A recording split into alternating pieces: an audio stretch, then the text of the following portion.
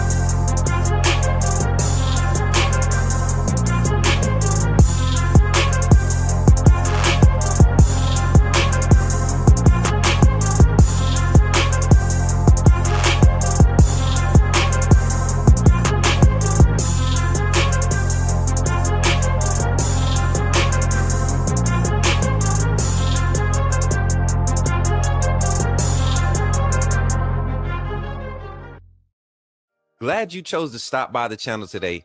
Just wanted to give you an opportunity to really become a part of this community here at the Coach Smook Network. We like to call ourselves the AAA family. The AAA stands for authenticity above all. We just want to give you an opportunity to become a part of this community because we're growing and we're doing something special here as a fan base, not just for Alabama, but the fan community as a whole. We're creating an environment where it's safe to be yourself, be authentic, and meet people who share the same passion you share, whether it's for the same team or not. You can do this by becoming a member of the AAA family. You simply start by just clicking the link provided to you by one of the moderators in the chat, or it'll be pinned to the top of the chat. Click that link, it'll bring you to my homepage. When you get to my homepage, make sure you hit the notification button and turn on all notifications. Understand that there are multiple ways to support the channel, and each level has its perks. You can go through and read each perk. As we continue to grow, new perks will be added to each level. One thing we would like to highlight that all AAA members are greatly appreciated. It does not go unnoticed that you have taken time and hard-earned money to support this channel. Once you join, YouTube is going to ask for some payment information, and make sure you monitor your subscription dates. Also, if you really want to get interactive with the community and find out what's going on, think about joining our Discord family. This is where you can get into all the fan talk of the community, and also there are networking opportunities. Please be mindful that there are rules and that we expect everyone to treat everyone with respect. Also, if you're looking to partner with Coach Smook Network or sponsor, please hit us up at coachsmooknetwork@gmail.com, and our staff will get back to you in a timely manner. I'm your boy, Coach Smook of the Coach Smook Network, and I thank you for supporting this channel.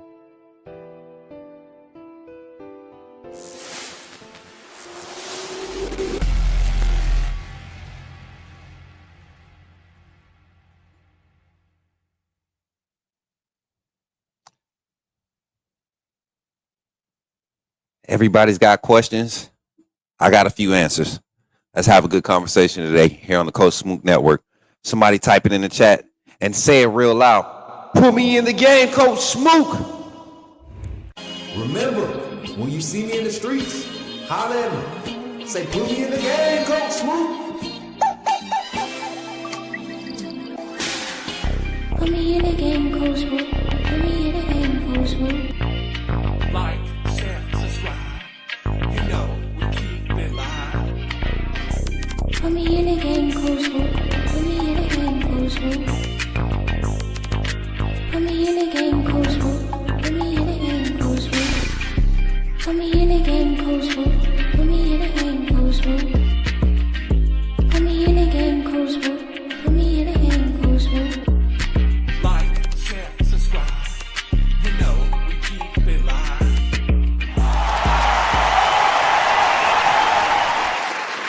Oh, let's go, AAA family. Let's go. Let's go. Hopefully, y'all ready to get into it today. Oh, man. Bama Nation. Time to talk about it. Time to lick our wounds. Oh, my God. Man.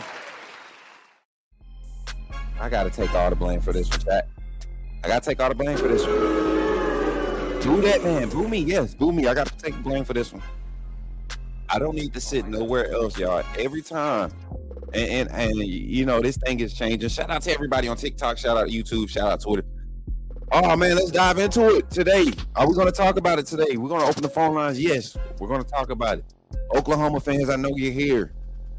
I'm open. I was ready to take it Saturday, but y'all know we had to collab with Jason. Things didn't go as planned as far as the call-in show, but I'm here for it today. I'm back. I wasn't going to hide. I don't never hide. I ain't no fair weather fan. I ain't like some of these other folks. And I promise you, today will not be filled with complaints about a referee or officiating call. We talked about how inconsistent the officiating was. We're going to talk about the real today when it comes to Alabama Crimson Tide and how they lost the game and what went wrong in that game. We're going to talk about every phase of it. Personnel, some people might hear some things and see some truths with these clips that we're going to put up. I got a lot of truths and a lot of lies to expose. I got a lot of truths to present and a lot of lies to expose. And there's been some blame being placed in certain areas where it shouldn't be. So we'll talk about that today. But before we get into it, let me take a moment and welcome everyone in that's jumping in live here on the show. If you're catching it, if you're not catching it live, fast forward to the 15-minute mark. I don't know where I just got the hiccups from, but fast forward to the 15-minute mark, and that's where you'll see the first topic of conversation begin. But we like to take our time live and welcome in all of our viewers. We got viewers viewing from every platform right now, man. We got Grateful Robinson is tapping in from Facebook. Welcome in, Grateful Robinson. Appreciate the like. We got 23 on YouTube, 15 on Twitter. We got 1 on Twitch. Come on, Twitch. Come on through, Twitch. Let's go, man.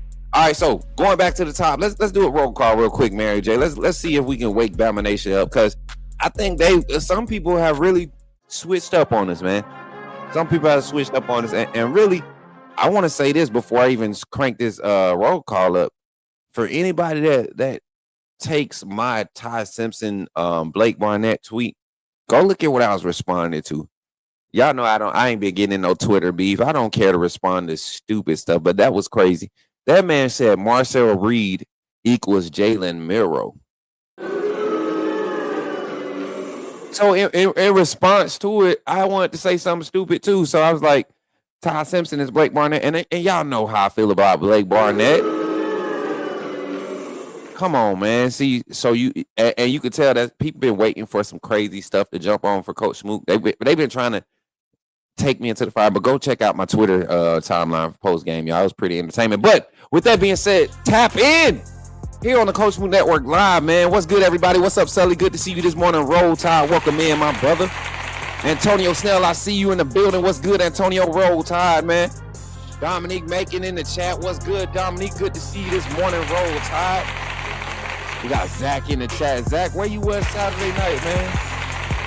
No Bears, what's good, my guy? Good to see you. Roll Tide, my guy. Good to see you. Edward Burks on TikTok. Good to see you. Dalton Smith over there on TikTok. Good to see you.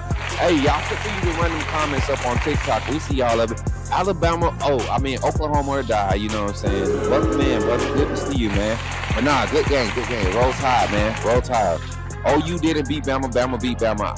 Talk to his buns. If there's any game pressure, 2, Ty sold, and 3, Ryan Williams shouldn't be doing punt return.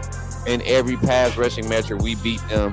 Turnovers were killer. I like that overall synopsis, and I think once we break that down, people will get off of my back and allow me to place this accountability where it needs to be placed. But other than that, yeah, Stop saying, oh, you didn't beat Bama. They won the turnover margin and they won their kicks. We beat ourselves because they did enough to affect us. Give them boys their credit. They absolutely did that. But honestly, and I went back and I watched the game, and this is just pre-conversation. This is pre-topic thoughts and in introduction and engagement, right? I went back and I watched the game. I don't think OU did as much as they wanted to affect the game. There are going to be a few clips today and a few freeze frames that I'm going to show. I'm going to try to get on screen today as we go throughout the show. This show might be a 2-hour show, Mary J. Just so you know, if you don't stick around to the end, I understand. But this one might be a 2.5-hour show because I want to show some freeze frames of some big plays in this game that I think really were opportunities for Alabama to take advantage of, even with the pressures that OU sent. Once again, 4 sacks, 9 pressures, right? In the whole game, 4 sacks. If you go look at 3 of these sacks, and I'm going to show y'all, I'm not even going to try to convince y'all. I'm going to just show y'all and y'all give y'all opinion on these clips and plays when I bring them up. I'm going to be unbiased. I'm going to let them play out, and I'm going to get y'all thoughts as I explain what's happening. I'm not going to give my opinion. I'm going to just show what's happening when we look at these plays. But we'll talk about a few of those plays, and then tonight on the live, we'll really break down film. We'll get into, I slick think we're going to do a live rewatch party of the game, right? A rewatch party and just kind of break it down, go through the game, talk about it, react to it live here on the Coach Smook Network. What y'all think about that, chat? Y'all think that's a good idea right there? What's up, Britt, my little sister? You good? What's up, Jason? Good to see you, my bro. Good to see you, my boy. Jason in the chat, Jason Jackson. What's up, Shawnee? My girl. What they do to you down there in Texas? I know they was ready for us. Zach, can I get a shut your trap, man? Shut your trap, Adrian. You know what, Adrian? You get one of them for those. You get one of them for those, man. We can't tolerate that crap. We can't be tolerating that crap, chat. We cannot tolerate that crap right there, Adrian. Melvin, what's good, man? Roll Tide, Melvin. Melvin, I know you was hurting the other night, man. I wish I could have opened that phone line. I couldn't be y'all support system this past Saturday, y'all. I'm sorry. We're gonna make sure straight next opportunity, which is going to be probably this Saturday, chat. We might have an opportunity this Saturday. We'll make an announcement Wednesday once we get everything official. What's up, Novez? Roll Tide, everybody in the chat. We winning out. Roll Tide, man. What's good, my guy? My guy Rob Baker in the chat. How you feeling today, man? I'm feeling good, man. I'm feeling good. I feel like we're in a good spot. It's Melvin's birthday. Yo, shout out to Melvin. Happy birthday, Melvin. Y'all give it up for that man, Melvin, in the chat right now, man. That boy 44. 44.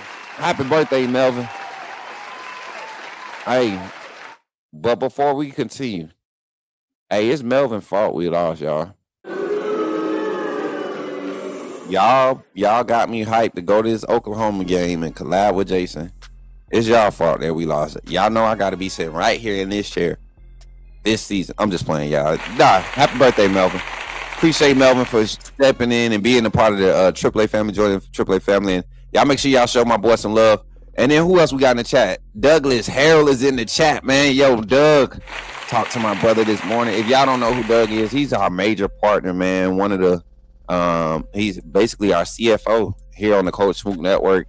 Assisted this weekend in helping us get across this landscape of the Alabama fan base to get in the right spots to talk to the right people. So shout out to my brother Douglas Harrell being in the chat, man. Our CFO here on the Coach Smook Network, man. And then who else we got, man? We got Kareem in the chat. Hey, Kareem, I know you ready to talk some football today. I'm no Bama fan, but you do great content, Coach. Hey, Moco Freak, appreciate that much love, man, over there on Kick. That's crazy. That's crazy. He's not even a Bama fan. That's love right there. Oklahoma or die. It was a great game. Y'all did enough on defense to win, and congrats to y'all. What's up, Deborah? Good to see my sister Deborah in the chat. Wow, Dalton Smith. Should there have been a penalty for Oklahoma defender jumping over the long snap on the blocked field goal? What blocked field goal are we talking about? There was a blocked field goal? There was a missed field goal. That was a high snap. I don't remember no blocked field goal. That was on the long snapper there. And y'all gotta go back and I know we want to be hard on Talty, but that high snap really messed up the whole thing. The holder did his best to get it down. You can see Talty kind of hesitating his steps, but he has not been consistent. So to miss at that time, of course, it's easy to jump on the narrative of he trashed. But the young man, I feel like that was well within his range. I feel like if we were going to just take a short check down, I have a lot of questions today. I have a few questions about 6 play calls in this game, like literally 6 that could have been. If we call it differently, I truly believe there's different effect. But that's what if, right? The plays were called. We're going to talk about what happened today. Where we at? The 15-minute mark. All right, y'all. Who else we got in the chat? Let's get through this warm up. What's up, Cam TV? Good to see you, man. And shout out to my boy Cam. Cam, you the hero, man. Y'all give it up for Cam TV. My guy's the hero. He got me to the spot where I was supposed to be in the second half. I was in the right seats, but in the wrong seats in the first half, and I got to the right seat. Shout out to my guy Cam. He did get his finger on the ball. I don't remember that. Brian Lewis. I said that Salty, but everyone swear I was wrong about Salty. But yeah, I don't think I don't remember nobody getting a finger on the ball. I'm gonna have to go look at it. And I've watched the game twice since Saturday. So Oklahoma player did gaze the ball on Salty's kick. I gotta go look at it again. That full goal was not blocked. That Salty hooked it. I don't care why I hooked, whether the defender was there or not. Oh, y'all about to get hot in the chat today. All right, let's get to the show, man. I can't wait no longer. Y'all ready to get into it? I'm ready to get into it.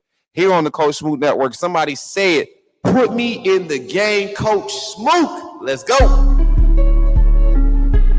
You're talking about Jalen Milroe and the Pips? The perfect weak side linebacker, right?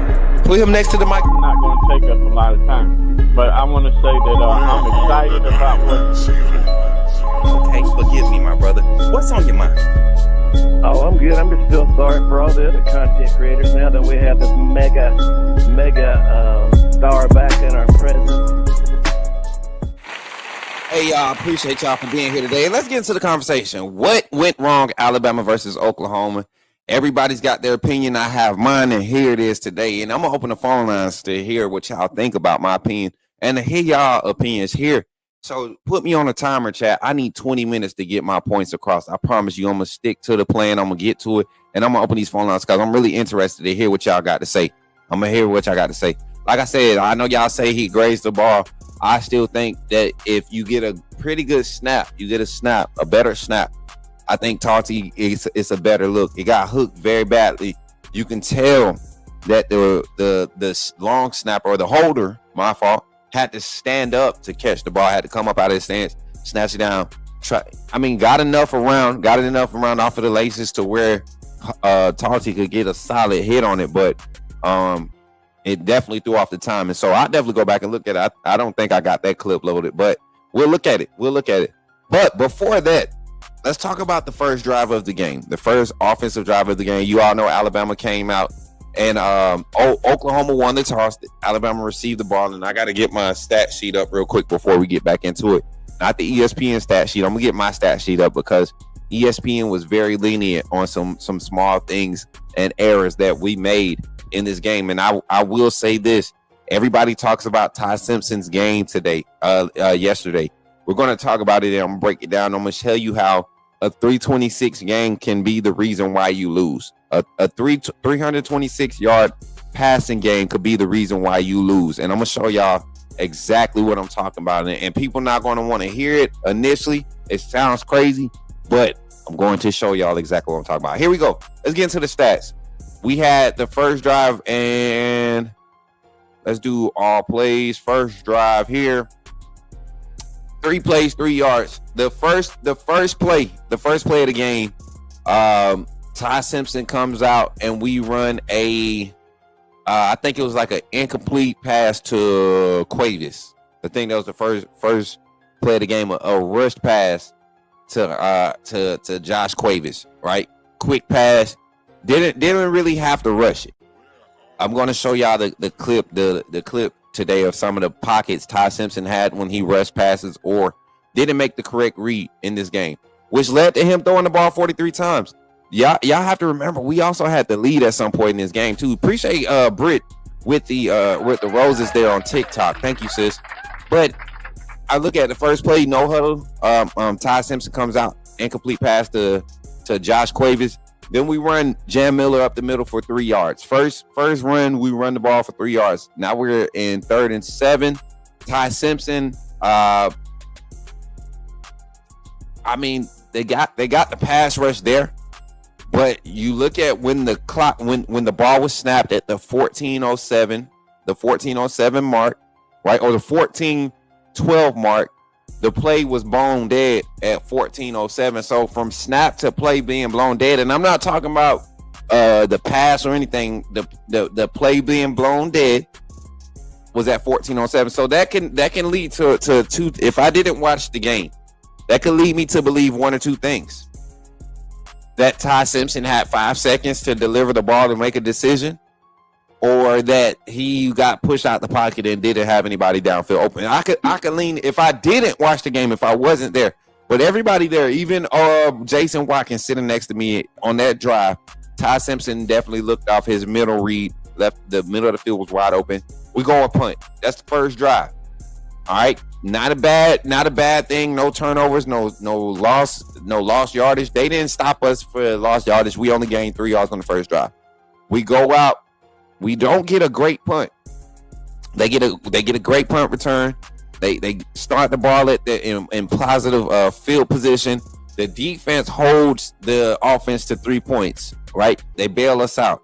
The next drive, when we come out and I want to say this is the first sack, and I'm gonna go ahead and start pulling these clips up, chat. Y'all just bear with me this morning. I'm gonna still get the phone lines open, and as we talk about this game and y'all, the way you all remember, I'm pretty sure there'll be moments where we can bring up the clips. But I'm gonna go ahead and get it prepped for y'all, because y'all not gonna agree with me when I make this point. Y'all not gonna agree with me when I make this initial point, and I understand. Everybody wants to, make excuses for, Ty Simpson, because the game, if you just look at stats, 326 yards passing, 1 interception, 1 touchdown. He had the 1 fumble. If you look at those stats, you're like, okay, that's not a bad game. It's not his fault. He got 326 passing yards. But look how many times we had to throw it to get 326 yards. Look how many times we started in positive field position and didn't come away with points because we missed on third and passing, or we didn't step up in the pocket and utilize our legs in key moments. That's where this game was decided at. Looking at the rushing stats, Alabama's offense did not have an explosive run game. Again, we talked about this. We talked about the concerns coming out of the LSU game, not necessarily in the run game design, but how we're utilizing the run game. We looked at Daniel Hill come in and average 4 yards per carry. He had 15 carries for 60 yards this game. He had a long rushing explosive run of 28 yards. Right? Our longest pass completion this game was 38 yards to Ryan Williams. That was the longest pass completion. And you're telling me Ryan Grubb did not want to stick with the outside zone run scheme that was both Jam and Daniel Hill found success in those 4 outside zone scheme runs. I understand keeping it honest, trying to stay in between the tackles. I like the misdirection sometimes, but to start the game off, I truly believe Alabama, Ryan Grubb, this offense needs to get to more of a traditional style of running early downs, early in the game, to get guys warmed up, to get them rolling. If you're going to do the misdirection plays, you have to have options for shots, and we're not capitalizing on those. We haven't done it all season. It hasn't been consistent. It's not necessarily on Ty. At this point in the season, we should have an established rhythm of play calling, and I talked about this 2 weeks ago coming out of the bye week. I expected the pace of play calling to be a lot more fluid. Looking at the experiences Ty and this offense had gained, especially with the offensive line, I expected the pace of play calling to be at a higher rate. So I'm a little disappointed in that rate, but the run game was very effective outside of from the running back room. You had a total of 24 carries from the running back room for 87 total yards. You factor in the other yardage that was lost by Ty Simpson. Look at Lasierre Brooks' first down conversion. That was extension of the run game. Ty's extension of the run game was not effective for us today. He had 1 scramble that was for like 9 yards, I think 10 yards. Ended up converting it down, but other than that, that was the one time where his legs helped us in the run game, helped us keep them honest. OU has been giving up an average of like 62 yards on the ground this season. So we did our job. We broke their average. We made them respect our run game to a certain extent whenever we handed the ball off. They tackled well behind the line of scrimmage. OU had 9 hurries, 4 sacks, with 5 tackle for losses. 3 of those tackle for losses were against Ty Simpson. 1 was against Daniel Hill, and the other one was against Jeremy Bernard. These are just effective, and so that's why when I say Oklahoma won that game, they really did. They did what they had to do. They tackled effectively. They forced turnovers. Their offense didn't win the game for them, but their defense did enough to help their offense create opportunities. And one of the 4 opportunities that I truly believe their offense had, they were able to capitalize on it. Mateer's run was their only truly productive offensive drive the whole game. Alabama gave up 2 explosive passes, or 2 passes over 20 yards the whole game. So the wide receiver room, the passing game was not as much of an effect as everybody thought it could be. The defensive line got pressure on Mateer. 6 pressures on Mateer. How many sacks did the defense get? 2. 6 pressures, 4 tackles for loss. So both offensive lines kind of held their own as far as not allowing the quarterback to get sacked. Mateer just utilized his legs more effectively. Right, he didn't allow a lot more negative plays. Let me look at some of the comments before we start transitioning to my topics. What time we got? 9:30. Yes, we got 10 minutes to get my topics through. What went wrong? Ty overthrew, underthrew, wide open wide receivers in crucial moments. Yes, one. That's one topic. The defense showed up. Offense let us down. Turnovers, and Ty needs to stop with the same post game speech. Oh wow. People said that this weekend. Ryan Wills don't need to be on no punt returns because he's scared to get hit. With all that switching he be doing, oh Lord Jesus, we're not doing that today. Kareem, stop that. Oklahoma, you sure do got a lot to say to a team that was basically given the W. Bet it wouldn't be the same round 2. Hey Dawson, they got a reason to talk, man. That was a hard-fought game. I can't take nothing away from Oklahoma. Brett Venables and that staff, I think our staff pushed them. They just executed a lot better than we did. So I got confirmation. I got the clip, y'all. So the field goal kick was partially tipped.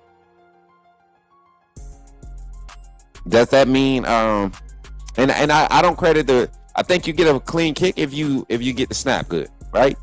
So we need better execution on special teams anyways. Even past the field goal, what about the kickoff return? I mean the punt return that got returned into positive territory for Oklahoma. Like, we have to do better. Latier Brooks, I think it was. Oh, that was a kickoff. That was a kickoff return. Latier Brooks, this is the second week in a row where he's running so fast and not adjusting his angles and squaring up to make a solid tackle as a gunner on kickoff or punt. So we got to clean those things up. The special teams coordinator got to get on our special teams guys. You got a lot of the young linebackers going out there flying around, blowing blocks up, making plays, but we got to do a lot of small things to get this back on the right track. And it's not just on one person. There's phases of it that contribute to it resulting in it being on that person. But everybody understands this is a team game. So for all of you fans that thought that we couldn't run the ball, I have the facts here. Okay, we talked about it. What went wrong for Alabama? Coaching decisions that shifted momentum. Let's talk about it. Coaching decisions in this game.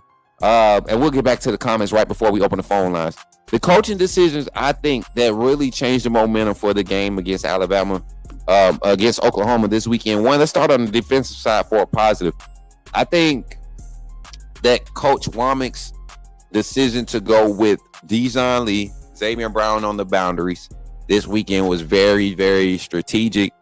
You didn't see a lot of out-of-phase coverage. A lot of underneath was given up for the things that they were able to do effectively in the passing game and the passing attack. We limited their passing game. I think they only threw the ball 18 times or some crazy number like that. I don't think he threw the ball 23 times, 15 of 23. So efficient passing, but very limited. average of 6 yards per pass. That's good. That's like containing a strong run game. This is an offense that if you allow them to get started and establish an explosive passing game, they can kill you. So we did good defending that. We had a few PBUs, had a few opportunities for interceptions. I think 2 of those were dropped. Nikhil Green could have had one when he threw it across his body, and that was due to D-line pressure. D-line pressure forced them, making them make bad decisions. So the defense did their job. Kane Womack, Yancy Pierre being in this game. Quay Roussar, I'm glad we didn't see him. I'm glad that, Yancy Pierre continued to show up. Noah Carter again flashing. We had a lot of positives defensively. Keon Sabb, Bray Hubbard played probably one of their better games of the season. Damani Jackson played some good relief reps. We did not see Deshaun Jones. I was glad to see that. Red Morgan played a great game.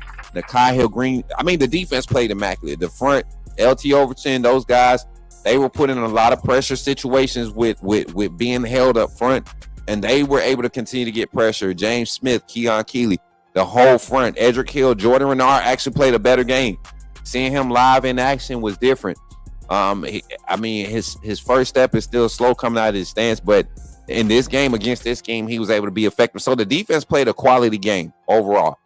I look at the coaching decision to keep that base personnel in.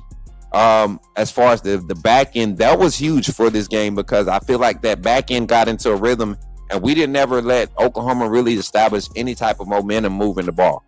Right now, I truly believe the issue was on the offensive side, the coaching decisions. Right, Mary J, can we get a banner? Coaching decisions that shifted the momentum. We had what was it? Was it 3rd and 4? 3rd and 4 in the second quarter. We're closing out the second half. Right before, okay, that's what it was. This is the drive where Connor Talty missed the field goal before going into the half. If you all look at clock management in both that situation and the one to close out the game, to end the game, I think that we got the ball back with 6 minutes left. And we ended up just kind of milking the clock. We weren't moving the ball. We weren't moving at a pace that looked like we needed to get at least 3 points, get in field goal range. We weren't moving. So I feel like in this game, for some reason, the play calls that we made were not momentum shifting or momentum capturing play calls, right?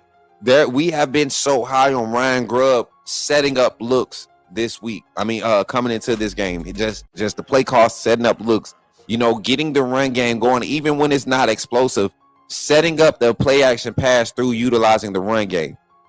And so I use these moments to kind of like remind you all, like we have the outside zone, we have the RPO looks, we have the jet options. In those key moments, we did not see any of those actions this game. And I have the clips, y'all. It was not due to lack of protection. Oklahoma, like I said, this was one of their fewest games. The only other game that they had fewer pressures in was, I believe, against Ole Miss. I believe against Ole Miss, they had the fewest pressures against Ole Miss. But still, I think they had 4 sacks in that game, too. When I say pressures, I mean the offensive line broke down, protection broke down, run blocking broke down. They were there, right? The offensive line showed up. And against this talented front, you're looking at David Stone. You're looking at Marvin Jones Jr. across his front. Our Mason Thomas. What's the other young man's name that's across their front? They got quality depth behind them. This O-line did good. Another question in the coaching decision, and I'm just breaking all these topics of it as they kind of just play back through my head. The situation with our right guard. I see Wilkin Foreman being pushed to guard. This confused me because, truth be told, Caden Proctor truly held his own off the edge this past weekend. Michael Carroll did a great job. Gino Vandermark played solid at left guard. When we go into pass pro sets, I remember talking to you all about, and I told y'all that this would work out in the right situations. Wilkin Formby didn't do a bad job, but you can tell that the pressures and the spot to pick on was the right side. You had the inexperience with Michael Carroll. He got slipped on one. He got beat on the one clean sack.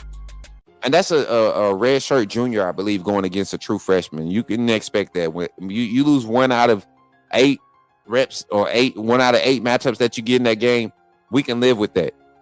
We can live with that. Should it have caused a fumble? No. Ball security in the pocket is huge.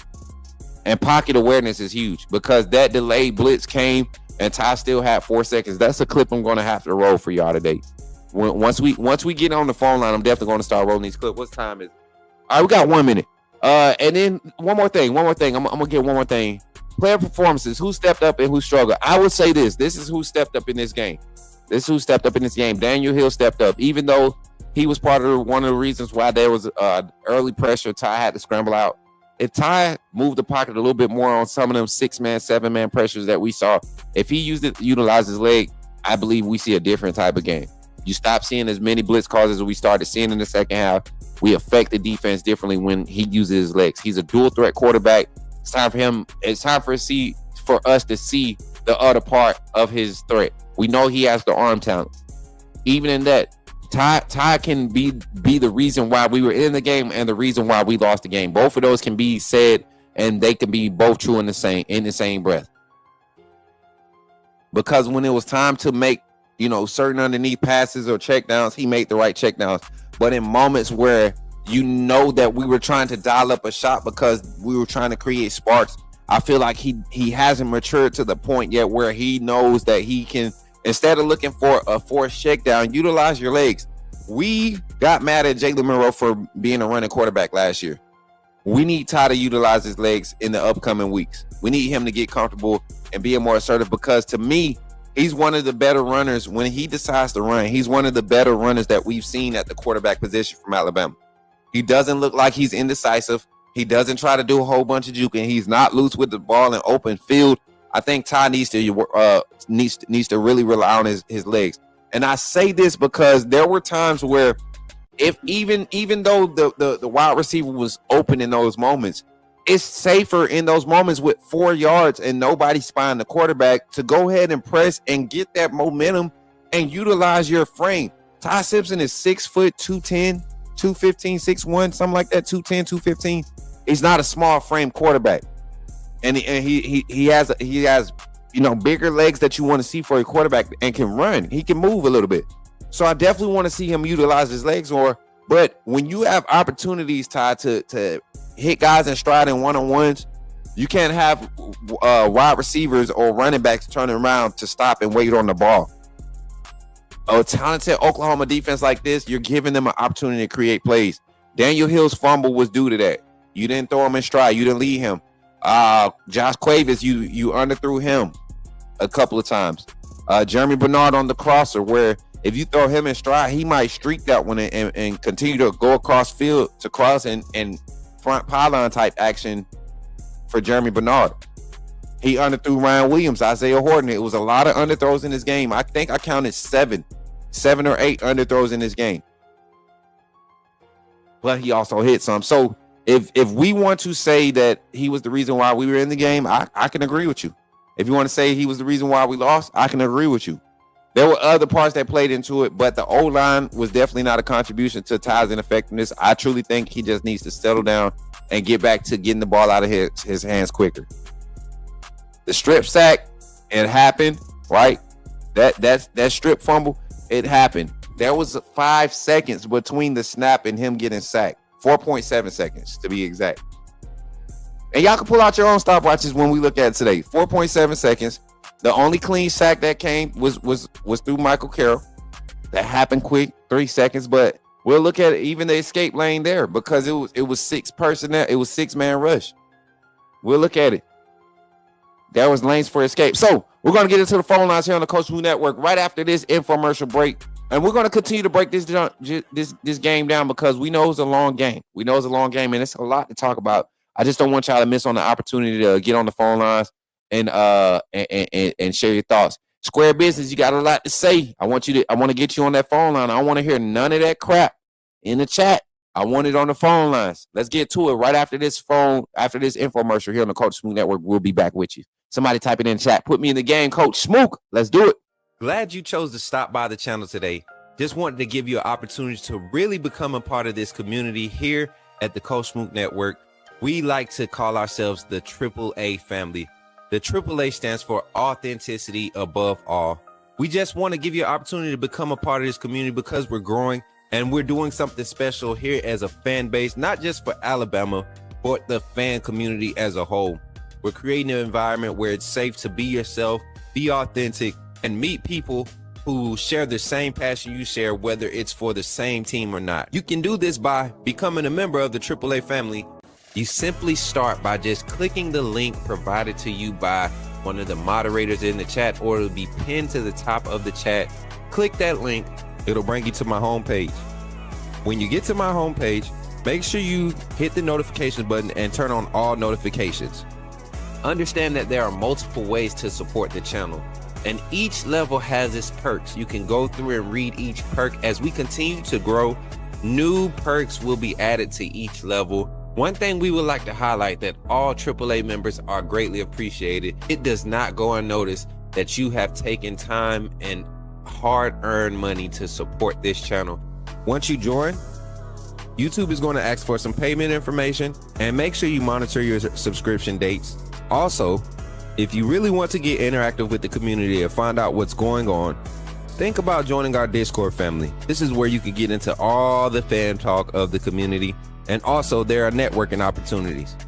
Please be mindful that there are rules and that we expect everyone to treat everyone with respect. Also, if you're looking to partner with Coach Smook Network or sponsor, please hit us up at coachsmooknetwork@gmail.com, and our staff will get back to you in a timely manner. I'm your boy, Coach Smook of the Coach Smook Network, and I thank you for supporting this channel.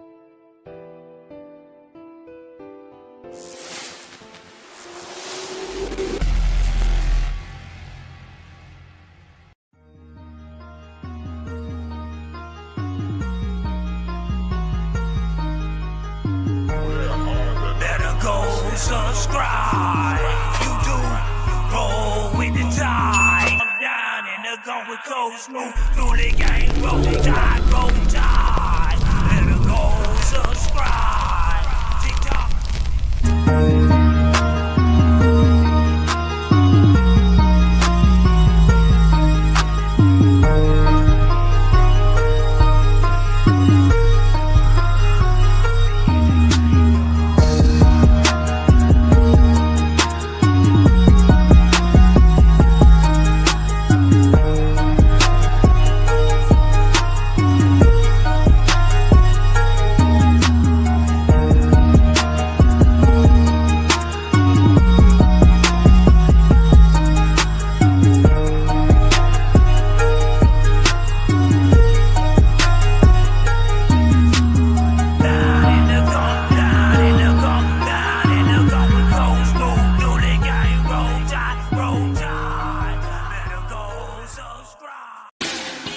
Put me in the game, Coach Smook. Put me in the game, Coach Smook. Like, share, subscribe.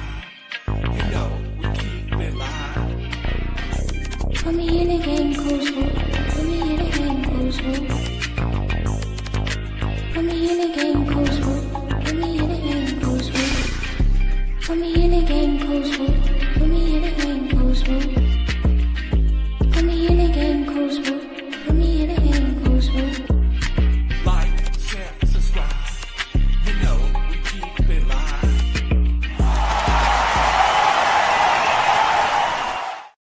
All right, chat. Time for y'all to get on the phone lines. 334-625-1121.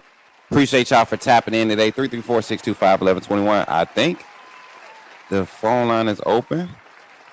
It should be. Why we got to upgrade? I don't want to upgrade none today. All right, we should have the phone line. Let me see. Do we got to route it in? Let me see. It don't look like we got it routed in. Hold on. Oh, there it is. Call from Zach Willie. Yo, Zach, what's up, man? You in the game with Coach Smook? Talk to me, man. What's good, Coach Smook? Man, we good, man. How you feeling today? Man, this one hurts because I thought we was going to be able to do enough to finally get a win over Oklahoma in the regular season. So this one stings a little more than Florida State because ultimately we had a good game. Ultimately, Oklahoma just more, capitalized on their opportunities more than we did. But when you got two good teams going at it, sometimes that's all it takes to pull to squeak out a win. Yeah, we had three turnovers. Unusual kind of game for us, but overall, I think we played well. Our run game was better than expected this game, which I'm very proud of the boys for that. We was able to run a little bit on their defensive line on their defense because we knew coming into the game Oklahoma had a really good defense, and that was one area that we really needed to improve upon to win this game. And we did enough to win. It was just we didn't capitalize in the key moments in there on the last drive. I agree with you. Ryan Grubb this is the one game where I could blame it on Ryan Grubb, or say Ryan Grubb did not make the correct play calls in the game to set us up to win the game. And and that's saying a lot because Florida State, he had us set up. Even though we didn't play well, he was still calling plays to get us in the game. This is the one game that you could say where the plays that he called lost us the game. And but overall, I'm very proud of our defense. Our defense stood up. Justin Jefferson, you need to, if you get that interception, you basically walk in the end zone right there. Hey, him and Nakai Hill Green could have had one this past game. Right. And but yeah, Nakai Hill Green's was a little tougher play to make, and I understand that because he had to kind of dive for the ball, and those are typically harder plays to make. But Justin Jefferson was unexcusable. It was like right in his hands, and he just dropped it. But other than that, our defense played very well, and we did enough to slow Mateer down. And I was very proud of the boys. But overall, offensively, if I was to blame a player, I would blame Ty for this one, and Ryan too. Because it instead of trying to get fancy, just go down. If you just went down, you wouldn't have fumbled there, and But it is what it is. You take those 3 turnovers away, we win this game. Because a lot of their 17 of their 23 points came off turnovers. If you take those points off the board, we win the game. But overall, I'm very proud of the boys to continue to fight and give effort throughout the whole game. Even though we didn't do enough to win the game, I'm still proud of the effort that we gave because we still gave all the effort we could do. We ran the plays that were called, so, and you have to live with the results, Facts. So overall, I'm very proud. But if I had MVP, I'd give it to Daniel Hill because he was running with like his hair was on fire, But yes, I'm very proud of the boys. And overall, my final thoughts, I have to give it out to Oklahoma. They did what they needed to do to win the game. 100%, man. And like I said after on the post game show with Jason, this was the first game I think Oklahoma has been tested or even pushed to these heights as far as their defensive pressures. And you look at the 2 turnovers that we ended the game with, the 6 negative plays totaled out. This game we still had an opportunity to win it. We have to execute better in the big moments. The defense did its job. Offense has to do its job. And it starts with the offensive line. It starts with the quarterback, and then it's to the quarterback. I think our offensive line played well enough to give Ty plenty of opportunities in this game to give us the advantage that we needed to win against a quality team. So this is one of those things, man. We're just going to have to take one on the chin and finish the season strong because we still have everything in front of us. We're not out of it after. This isn't like last year where this loss causes us to be out of it. We're very much so in it.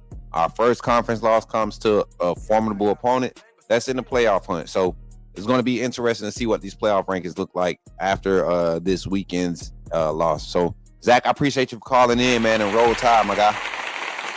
Roll tide, coach. Roll tide, man. Appreciate you, man. Appreciate it. All right, y'all. Phone line is open 334-625-1121. And your boy, I got some clips. I want to look at the sack fumble. I know that's a play. Everybody wants to quickly blame the protection here. I did something, and I wasn't being petty. Okay, here we go. Here we go, chat. Got another call on line 256. Let's see who it is. Greg, put me in the game, coach. To accept, press 1. To send a voicemail, press... Yo, Greg, what's up, man? You in the game with Coach Smook. Talk to me, man. Good morning. How are you? Is everybody alive today? Everybody, all those doubters. You start reading all these websites and comment sections. Everybody's like, fire this person, fire that person. Bro, Come on, Greg, people. literally a week after this weekend, going into this weekend, everybody was so locked in and ready and knew that we were going to finish strong. And, and the ones that doubted us, they're happy because they're doubters. They haven't been right for the past 6 weeks, with the gauntlet. So they finally got one, and now they feel like they can talk. So it's funny to see the tide shift. But let's talk about it, man. Your thoughts. Let's get to it. All right, let's get to it. I've been thinking about it. Number one, I was very fearful of this game because Oklahoma had a week off. Brent Venables has been our kryptonite. Let's face it. When he was at Clemson, he beat us twice in the national championship, put us in a blender. His defense has had another week to prepare, and I'm sure he studied. Like, when you bring a ton of pressure, we sometimes crack. It's just the way it is.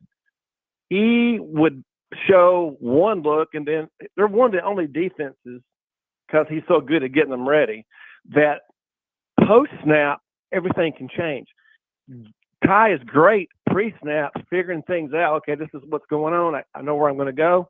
But Oklahoma's showing one thing, and then post-snap, they changed a lot. I even heard him say on the interview they showed us a lot of things we were not, it happens a lot when somebody has 2 weeks off. How many times do we play people that have 2 weeks off for us when we don't? We've struggled. Even with Saban, we struggled. So I knew it was going to be hard. I knew it was going to be tough. I also knew that Oklahoma had been playing great on defense, probably the best defense in the SEC and one of probably top 2 or 3 in the country. They haven't got a lot of turnovers for the year, but, man, they've been – well, because they were not trying. They were purposely trying to punch the ball out every time we had the ball. We could have had 5 turnovers, people. We could have had 5. Yep. That interception in the end zone, and we got a lucky call on that. It was a good call, but it was it could have let that one go. And then we luckily Brooks got on that fumble. We would have had 5. Mm-hmm. They were punching everything. They were so ready for us, and we were. I just knew it. I just knew we were going to have a hard time. Plus, we've played some really good defenses back to back to back to back. We're only scoring about 24, 25 points. You look at the average, you take out, one pick six against Tennessee, we only scored, in the mid-20s there. So Yeah, and I want everybody. It's going to be close. I want everybody to factor in also. We're scoring 27 points. We're scoring 24 points, and we're missing on explosive plays on the offensive side. Like we're missing on some huge deep ball passes, and we're at game 11 of the season, week 12. We should be further along in as far as hitting these shots consistently. Even yesterday, Saturday against Oklahoma, there were some opportunities that were downfield, and I don't know why everybody keeps talking about the offensive line, but look at how many shots we missed tied with a clean pocket. Just because a quarterback has to step up in the pocket or may have to move the pocket doesn't mean that that's pressure or that the protection is bad. That means that they're holding up. You're very rarely going to see offensive linemen stonewall people in pass pro. The thing is to create a barrier, and if broken, that the way the protection is designed is supposed to create release lanes. So you're looking at I'm looking at a lot of plays in this game where if Ty does what John Mateer did a few times, where he steps up and he extends the play by pressing the line of scrimmage and getting flat and allowing his wide receivers to work with him. He's a dual threat quarterback. He has the legs. I think Ty has way more capabilities than he's allowing himself to play with right now. I think he should be doing more RPOs. I don't want to get him hurt. Don't get me wrong, but it works every time he does it. But he makes good reads. He makes good. I was just about to say that, Greg. And this is the game of football, man. You see all the SEC offenses that are having success. Marcel Reed and Texas A&M, they utilize him so much in the run game that people are blinded that Texas A&M running backs aren't effective in the run game. You better go look at those stats. They may not be getting 20 carries a game, but you hand the ball to them 7-8 times. You got 3 of them you hand the ball to 7-8 times, and all of them are averaging 3.5 yard plus a game. And you got Marcel Reed averaging 6 yards every time he break one. Your run game is going to be pretty legit. Exactly. I mean, at least they're having to think about it. They're having to, read it. Facts. But, I mean, here's the other thing, too, that I'm really frustrated with. I love Ty Simpson to death. Don't get me wrong. But, dude, he has fumbled 5 times in a row. 5 games in a row he's fumbled. And most of the time it's coming off the right tackle just getting whipped, straight shot. But I'm sorry, but when you're back and it's coming from the right side, you should, at least in your peripheral vision, feel it, see it, step up, get rid of it or something. But like he's getting hammered, like he doesn't have a clue that they're there. I get it. One time against Missouri, it came off when Proctor got whooped. I get it on the blind side. I totally understand it, but they have got to figure that out because. Hey, I want to bring it. It's funny that you bring it up. Keep talking. It's funny that you bring it up. I'm about to play this clip. Because he's had 7 turnovers himself. Nobody else, except for Ryan, on that one fumble, nobody else on the team has had a turnover. Nobody but him. And we're not good enough, honestly, because we can't run the ball effectively. We can't turn the ball over. Really, we don't need any. We got to have we got to depend on our defense to turn them over, get us a short field to help us out. But, I mean, everybody's talking about Jalen Milroe turning it over. I'm sorry, he didn't fumble. Jalen Milroe didn't do it 5 games in a row. He did not. He had a big one against Oklahoma last year. He had a big one on a drive where we could have came back and took the lead and, but or put us in a position to be in one possession behind. But he didn't have this fumbling problem. As much as Jalen Milroe fumbled, his blindside hits were a lot more nastier and a lot more of looking for me. Elijah Pritchett getting whooped last year more so than it was him not being able to do anything with a. This is an escape route. I'm showing the one you're talking about right now. You got a true freshman right tackle, and I'm playing it slow mo. Let me kind of walk it through him before I hand it back to you, Greg. Hold on 1 second. You got the play action. You check it off. Your running back steps up because he sees the blitz coming. You got a shift protection call. 72 sees he can pass it off. His head works, immediately starts working back right. He stalls the delay. Your right tackle is getting bleed. You have to feel this. Your protection is already shifted. Your running back is gone. You don't have a check down in front of you. I mean, usually if your running back doesn't have anybody to block, this linebacker that's spying at the second level has an opportunity to play that guy. But Ty Simpson has what? We're talking, and this linebacker is on the ground. I didn't even notice that till just now. This linebacker is on the ground. He's slipping. Running. He had a ton of room and a blocker. So we're blaming this on the offensive line right now.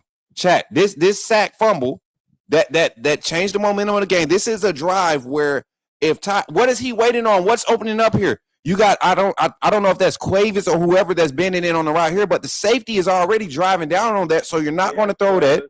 Are you patting to wait for that to open up possibly? You got to have your pocket awareness up. The offensive line created a lane for him. Michael Carroll, yes, did get beat. But if Michael Carroll didn't touch this man like Elijah Pritchett and Wilkin Formby couldn't last year, I understand we blame it all on. Michael Carroll gets a good push on him, overextends, gets a good push, right? Not a holding call. Makes him bend a little bit. You could plant your foot in the ground and get upfield right now, Ty. At least get back to the line of scrimmage. Why wouldn't you naturally step up anyway right here? Why are you still dropping back right now? Actually, just go up, give me a couple steps right here, because there's nobody's coming at you. You've got 1, 2, 3, 4, 5. I'm seeing 6 steps, 7 step. He's still moving 8 step, 9 step. He's moving to the side. He's not stepping up. This is what I'm saying, chat. There are opportunities for him with this protection. Wilkin Formby played trash, but look at what Wilkin Formby did on this play.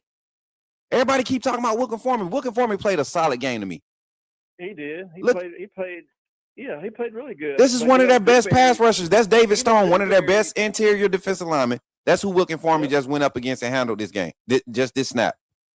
I am going to also say that I've noticed during the game that even though it didn't happen here, our running backs are getting run over sometimes. They are, man. They dealing with some of the best pass rushers in the country. I get really irritated at Hill. He's 240, and he's getting run over like he's 190.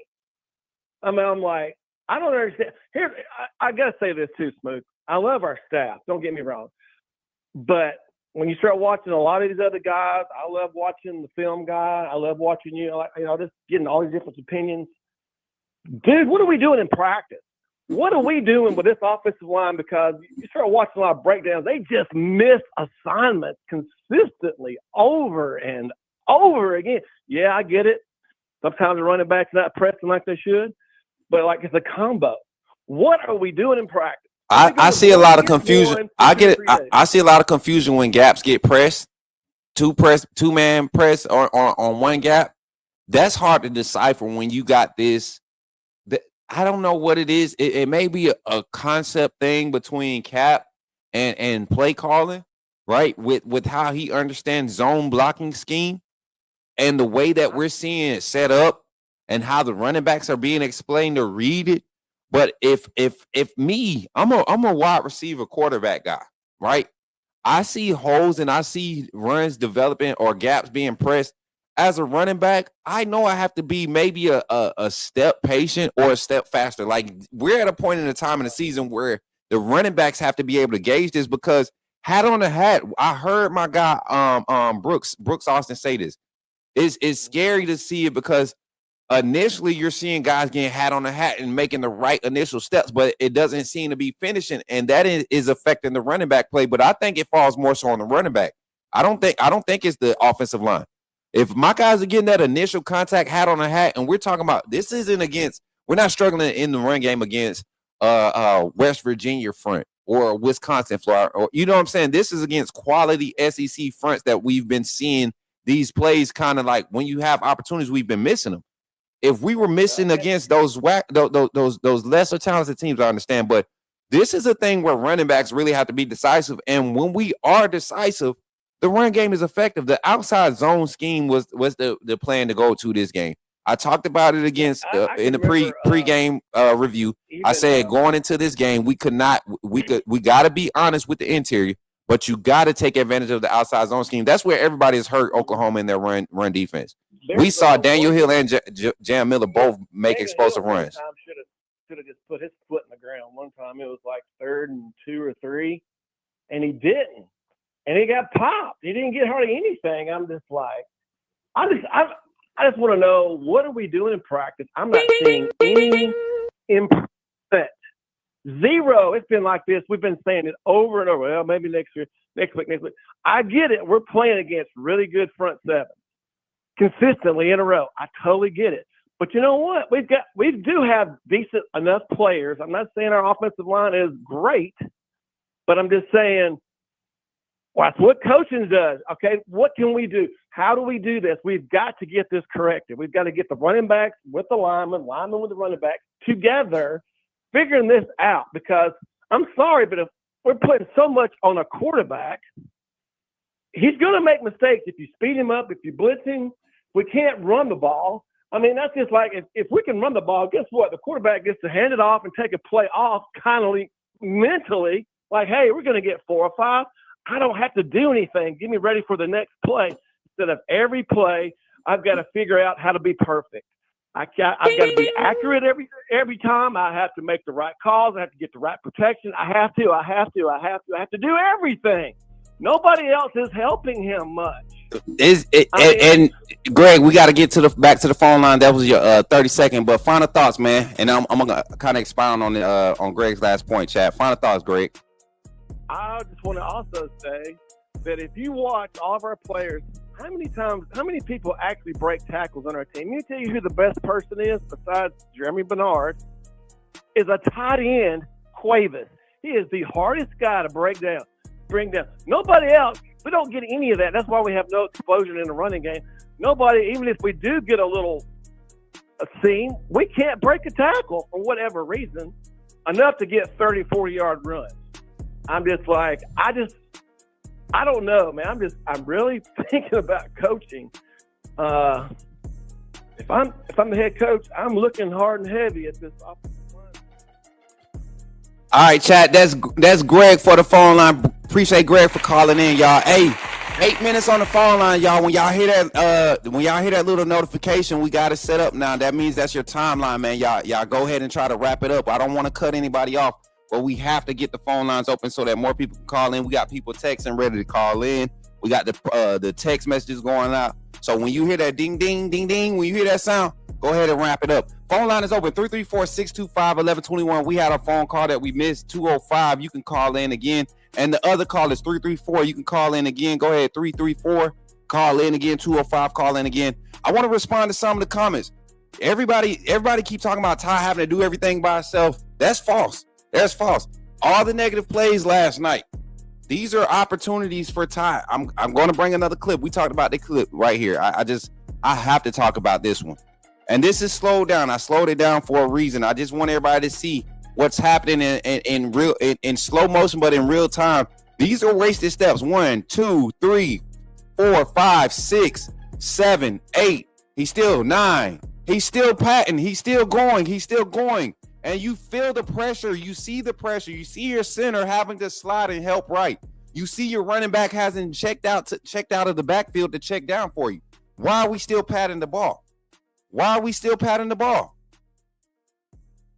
And when we do go to our 12-man personnel, when we do get out there and we run the ball, like he said, the running backs are being hesitant. The plays, the opportunities are there. We got 205 on the line. Let's see who it is. Call from. From the game, Coach Smook. To accept, press. Yo, you in the game with Coach Smook. Talk to me. Who is it? It's Melvin. What up, Melvin? I figured I couldn't tell with the voice for a second. It sounded like he was muffled for a second. Melvin, welcome to the game, man. Melvin's in the game. Chat. Talk to me, man. What up, Chat? I appreciate everybody telling me happy birthday this morning. Thank you, everybody. Thank you, Chat. For sure, yeah, man. Happy birthday again, my boy. That boy said he did 44. Yeah. Talk to me though, man. Give me your thoughts, man. We got some time today. Man, okay, I know I ain't gonna hold up no time. I like the game. I just didn't like, I like the run game and everything. We just need you ready for the defense and stuff, People getting shots like that and turning the ball over and throwing picks and stuff like that, man. That's the stuff we need to just, clean up right there, man. Mistakes and stuff in the game, stuff like that. Make it easy for Oklahoma to get touchdowns and stuff like that, man. That's something I did not like at all.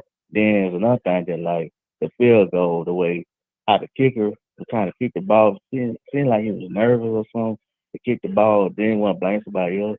It should blame himself. Man, hey, high snap and somebody tipped it. So that missed kick, I looked at it again and I got somebody bringing the clip. I'm trying to get it edited up so I don't get copyrighted with the little logos and stuff. But it definitely was a high snap. And if anybody knows anything about special teams, especially field goal kicking, the primary thing to successful kicking is timing.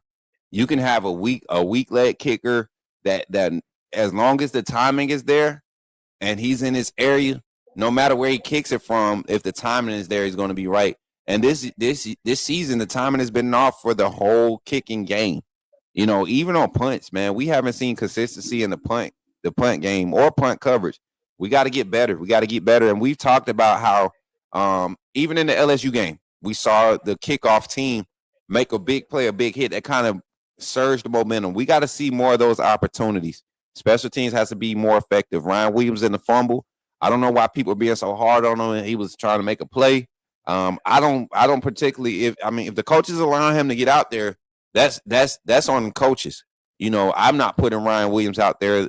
Like somebody said in the chat earlier, the person, one of the you don't want him getting tackled. If there's a play that I can run to where I can get Ryan Williams the ball and not get him touched, that's the play I'm trying to call as this season. Because the ball in his hands is not necessarily the best thing. As explosive as he is, the ball in Ryan Williams' hands is not the best thing, right? The ball in Ty Simpson's hand has been his best thing when he's doing the right things. So can't have turnovers, right? Can't have turnovers. Greg said something about it. We have 8 total turnovers this season. 5 of them are strip sack fumbles or fumbles by the quarterback. Five of them are fumbles by the quarterback, and 2 of them are interceptions.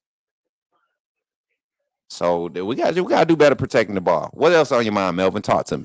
Yeah. Like I said, Coach Smook, all we need to do is just clean it up. We ain't worry about this team. We should worry about Auburn the most. But Auburn gonna bring it to us, man. For real. Mm-hmm. Well, that Iron Bowl, man, that Iron Bowl game, man. And I seen how I know they've been losing a lot and everything, but for me, I'm a dog and everybody know that Auburn gonna bring it, man, to us. Yeah. I'm telling you, y'all know or not, Auburn gonna bring it to us in the Iron Bowl game. So we gotta look out for Auburn, man, for real. Yeah, and I'm about to play this play from the game too. Before everybody gets out of here, the last play of the game, I believe this was the 4th and 7. I think it was.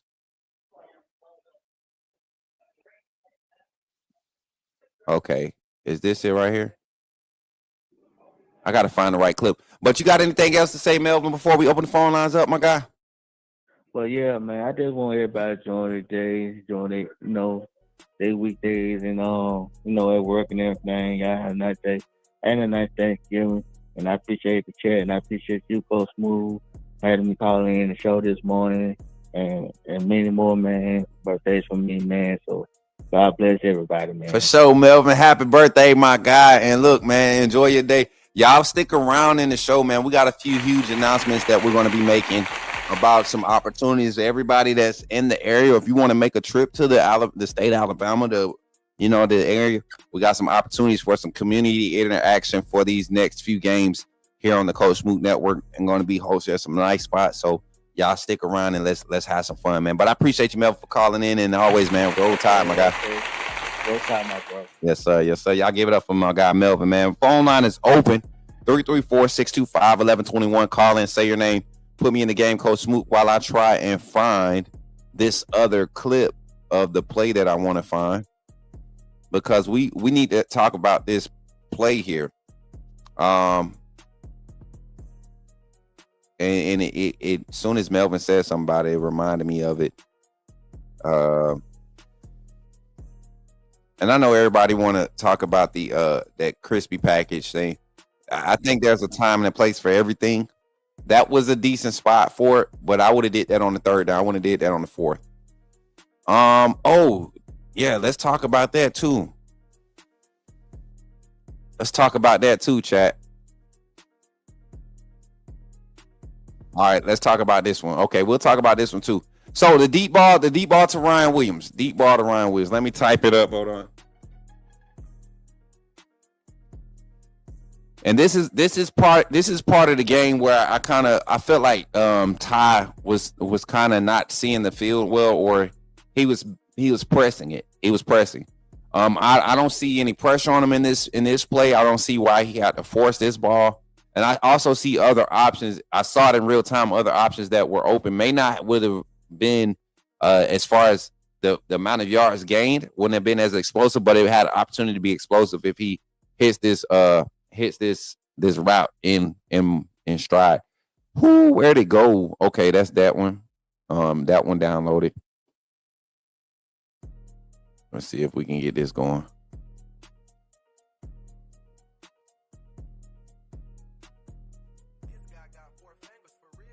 Okay, let me pull this one up. This is the one that I said. This is one of those ones where you want to see Ty do this. You don't mind this happening. They called a good blitz. This is not a trash Oklahoma defense. We're not playing against a trash defensive coordinator or defensive play caller. This is a solid blitz call here. And I'm gonna pull this up for y'all real quick.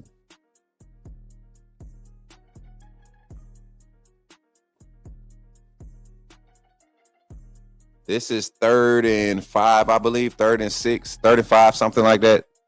In the second half. They gave the double mug look up front. I like this play too. Can't even be mad. Here we go, chat. Phone line is open 334-625-1121.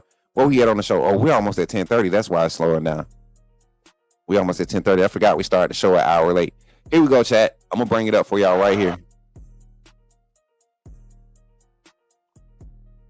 Mary J, you can remove the comment for me. All right, let's talk about this play here. This is the clean sack. This is the one where Oklahoma wins this one. And this is how you expect Ty to take this opportunity, right? Or take this. You lose the play, Look at the protection. Right tackle looks good. Caden Proctor has his guy. You look at the protection. I don't know why Parker Brailsford was he head up over there. First step here. He looks outside first. Why he didn't check inside first? So that's an issue there. I don't know why the center would check there first, right? I don't know if I can't put a mark on it. But if y'all pay attention and you look at Parker Brailsford, he's looking left out of the snap. I don't understand why that happens. There's only 2 over there. You got 2 on 2. You don't have anybody in the second level, shading your, overhead. So I don't understand that. You get sort of a stunt type action. Get a delay. Daniel Hill steps up, doesn't attack it again. Y'all remember we talked about him attacking the gap and actually getting a solid base. Doesn't get in the right stance. Gets kind of blown up. Boom. And even there, I don't understand Ty's thought process to step up that way in that situation. Michael Carroll's got his guy. I mean, the O-line didn't. That's not on the O-line to me. That's a blitz that gets home. You eat that one. Daniel Hill loses his matchup, but you eat it. I don't know, chat. I'm looking at this because I'm looking at the offensive line, the left side. Caden Parker got his guy buried. Parker Brailsford, like I said from the beginning of the snap. David Stone, who's one of their better offensive linemen, he was getting stood up a lot this game. So kudos to the squad, like really playing a solid, the offensive line playing a solid game this past weekend. I can't see any of the snaps where the offensive line was truly the problem. And we're watching it in real time just like y'all. And we're going to talk about this in depth tonight. I got a lot of clips. I got a lot of spots in this game where I really felt like quarterback wise, we failed. We failed at the quarterback position. Where's my other clips at? I'm missing some clips because this ain't it. That's the one to jam. I wanted to talk about the final play, but I clearly don't have it. Oh, yes, I do. There it is right here. Here it is. Here it is right here. All right, chat. Let's talk about this final play. And I want y'all to see why we were rushed in this play. I want y'all to tell me why. Okay? Just give me a solid answer of why we rushed this play here. And I'm gonna edit this so I can be in a better spot. There we go. All right. Is it downloaded? Yes. Here we go, chat. Right here. Let's break it down. This is at the snap. We're looking at it. He's staring. One. So as soon as he starts looking to that side, you see right now the overhang, the strong safety right over top of the slot receiver. He's not threatened. He's not even worried about backpedaling. He's in my foot's planted, my back foot's I'm in the athletic stance. I'm ready to go. All right. Let's roll it. He doesn't wood. He takes that opening step, plants his foot, and Ty Simpson is already releasing the ball. Look at all this green over here, chat. I just want y'all to see this. Look at all this green to his right. And he's not, the pocket isn't collapsing. He has a spy over here, right? This is fourth and 6, 4th and 7. After we had lost the yardage, you know, when he should have stepped up in the pocket and had to take the sack, he slipped. But look at all of this, man. You got time here. You don't even have to roll out yet. You got time. You got time. And you got another side of the field that you're not even working. I don't get that look there. I don't get that read. And then the ball was skipped. The ball was skipped, chat. I think once he started throwing the ball, once he started to release it, he saw that it was the wrong read. You had time. I think this is Isaiah Horton up at the top of the screen. He had been winning. Protection was not the problem there. Jeremy Bernard was releasing one-on-one downfield. If you're going to release that one, at least give yourself the chance to get a call there. You know what I'm saying? Like that's it was a lot of plays like that throughout the game. And we're gonna break it down. I don't know what's going on.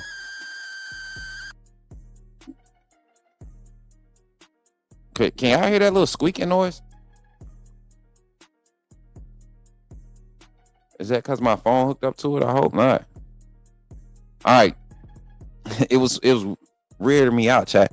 But we're going to see tonight. We're going to see when we break the film down. We're going to see a lot more plays that I'm going to kind of break down, and we're going to really see where our quarterback could have stepped up.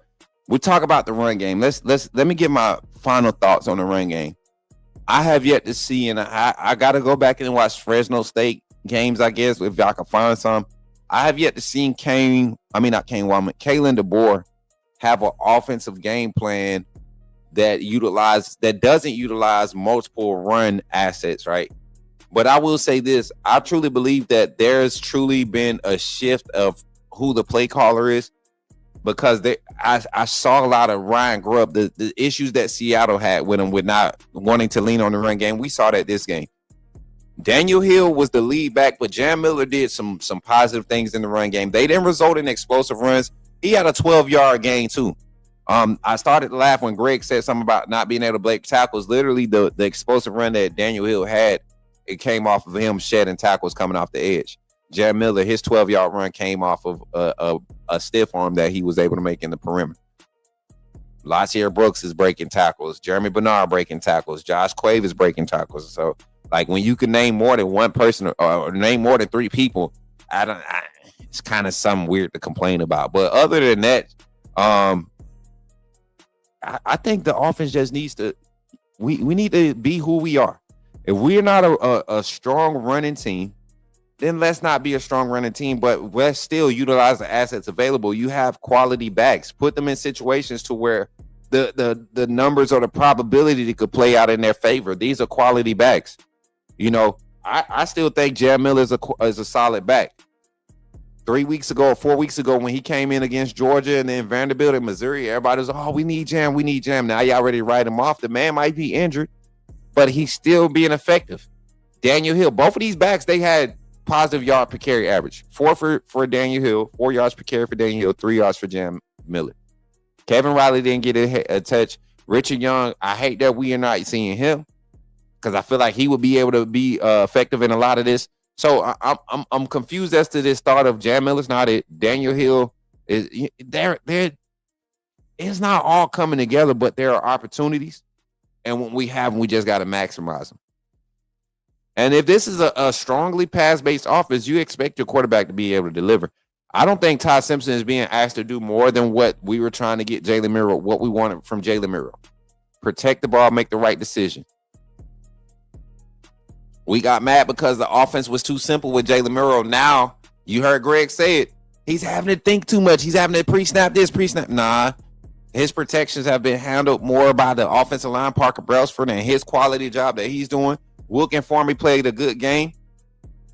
We had a true freshman out there. This was the least pressures that Oklahoma has gotten on any team in the SEC this season. Any SEC opponent outside of Auburn. I don't want to count that Auburn game. They did Auburn front dirty. Let me get in the comments real quick before we get back into the show, man. Uh-oh.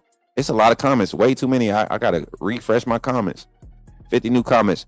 If Alabama doesn't beat Auburn by double digits, I'll be doggone. Me too, bro.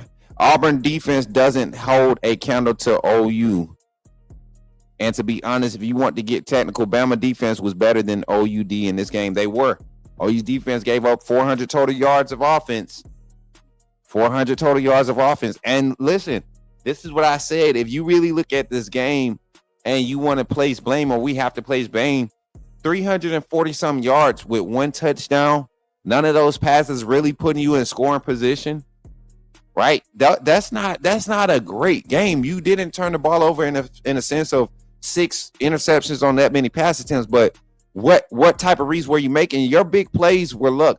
Here go the one against with Ryan Williams. Let me see the Ryan Williams catch. It wasn't really luck, but Ryan Williams bailed Ty Simpson out on this catch here, and I'm gonna see if I could get it up. That's what stop, Smook.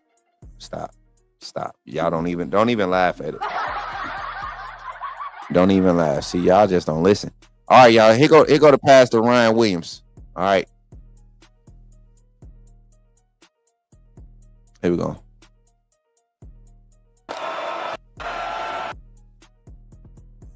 All right, check this out, chat. Can I run this one back for y'all too? Because everybody got excited about this one, but I didn't necessarily get excited about this one. I'm gonna be honest with y'all. I'm gonna tell you why in a second. Hold on. I didn't get excited about it. Let me edit this one.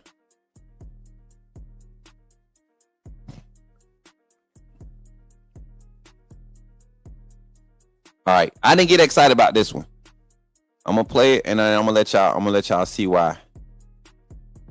And see, y'all can't see right here. Y'all see the cornerback coming over late. That's what y'all see. But in real time, all 22 angle, shout out to Jason, Hall of Fame Jason and the squad, my brother Pip. All 22 angle, this corner, well, this safety right here, he was pity patting on the hash for a hot second. He was pity patting on the hash. He was watching Ty the whole way. He was pity patting on this hash for a hot second, cause it was a far hash throw. Far hash throw. I mean, he delivered it. Y'all see him put his power behind it. He delivered it. And man, went to the opposite, outside the numbers. Ryan Williams stopped and undercut the ball. Yeah, he was baking that throw. Jay Penny, you listen, I'm glad somebody knows.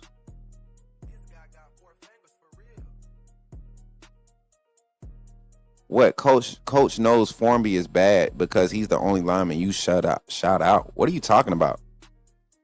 If y'all think Formby had a bad game, y'all didn't watch the whole game. Where did Formby didn't even give up the sack that was caused. He didn't give up the sack. The run game, two pressing a gap against the offensive lineman in the run game is going to be hard for any offensive lineman. We saw Parker Brailsford struggle with that. We saw Cam Dewberry struggle with that. We saw Jaden Roberts struggle with two-man pressing one gap. it's hard to decipher.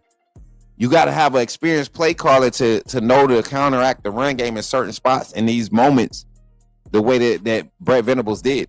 That's why we couldn't use the interior run game as much. It wasn't as effective, and we didn't have our best guards in the game in Jaden Roberts and Cam Dewberry. So for what Will Conformi did this game, I don't know what everybody's seeing. You show me some clips, because y'all like to get in the chat and do all this keyboard warrior shit and typing and talking crazy, but bring up some moments. Give me some timestamps in the game. Yeah, I watch film all day. I rewatch these games all day. I don't sit around and twiddle my thumbs like even when I'm editing and I got a game on in the background. Give me a timestamp in the game, play, call, or whatever. Don't just be a fan crying and calling for folks to get fired or get benched and you ain't got no proof. Because I could bring proof to show Formby held his own. Held his own against the interior. And this is the best part of their D-line. Jason talked about the strength of the interior of the D-line. Big homie said the same thing I said. I don't think we even had our best guards out there. And Gino and Wilkin played solid games from the interior. Go to the pick six. Watch the safety. Tell me they didn't know the play was coming. I don't even want to. Did I put the pick six on here? Let me see. I don't even want to talk about that one. Somebody else is going to argue with me and say that tied in at halftime on that pick. But I'm gonna let me go ahead and look at it. Let me see. Did I clip that one, chat? I think I did. Yeah, I don't know if I clipped it or not.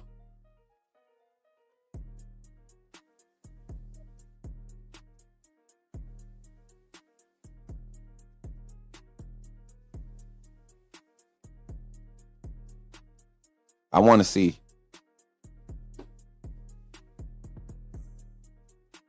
I don't think I clipped it. Let me see. I might have it. We got time. I got about 15 minutes before the show got to close out. So let me see. I thought I clipped it.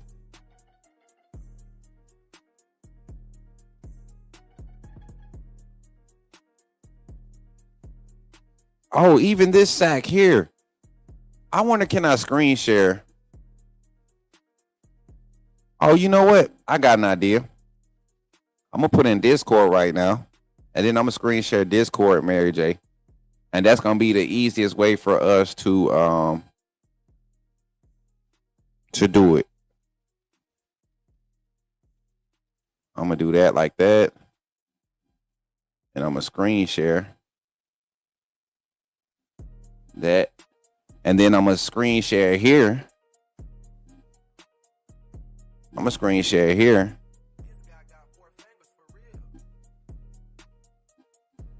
And this should show up pretty good too, chat. Hey, stick with me for a second. Bear with me for a second. I'm trying to do something cool for y'all. I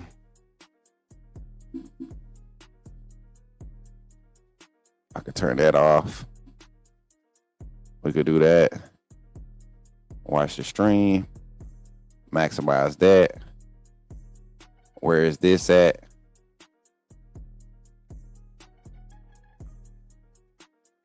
That one's there. Put StreamYard over here. All right, we got StreamYard over there. All right, check this out. I think I got something for us now, chat. We should do a watch party. What's that, Mary J? I'm gonna pull it back up. Window, meeting room, boom. Was that what I think it is? I think it is, chat. We got it. Bet. All right, so pretty cool. I like this. What y'all think? Thumbs up, thumbs down? I think this is pretty solid. All right, so check this out. Oh, and I could draw on the screen now. Look. I could do my own little thingy-majanga-jangas. Can I? Oh, I got it now. I get it now. All right, so here we go. Oh, this is cool. Can y'all see this good? I don't want the Oklahoma scoreboard thing on it. All right, even on a play like this ain't the pick, but this is the play. A play like this. This is after the kickoff return. Opening drive, I believe, if I'm not mistaken. Oh, this is after Oklahoma score. Check this. Where's the blame for the O-line on this right here? I'm looking at the right guard position. Look. What are we talking about? Look at this play. Look at where Jan Miller is right now, chat. Look at Jan Miller in the flats. What are we talking about with look, chat. Look. How's this on Wilkin? Where's this is one of their quote unquote their rushing attempts that they're getting for tackle for loss. You didn't need that. Look at the O-line. Cam Dewberry holding his own over there. Like, what are we talking about? These are the decisions we watch be made all night.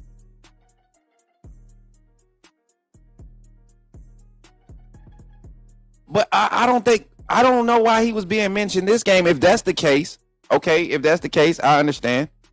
I get you, Draymond. If that's the case, I get you.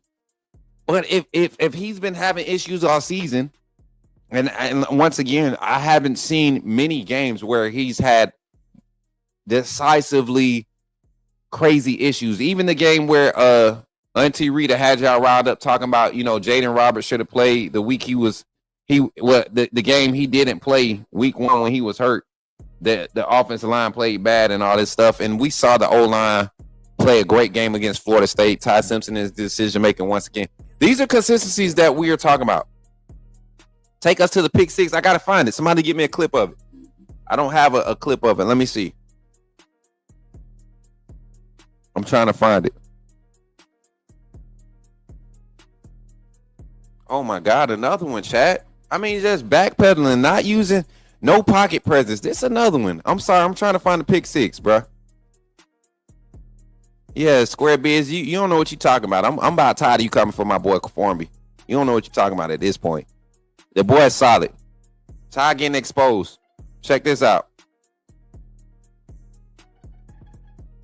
Another play, another negative play, chat. Look at the line. Caden Proctor, get speed rush. Look, let's count the steps. First, let's start this. Let's count steps.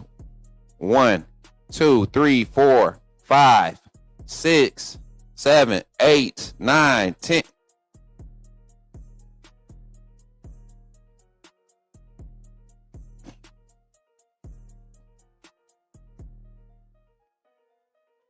Come on, man. Like, what are we talking about, man? What are we?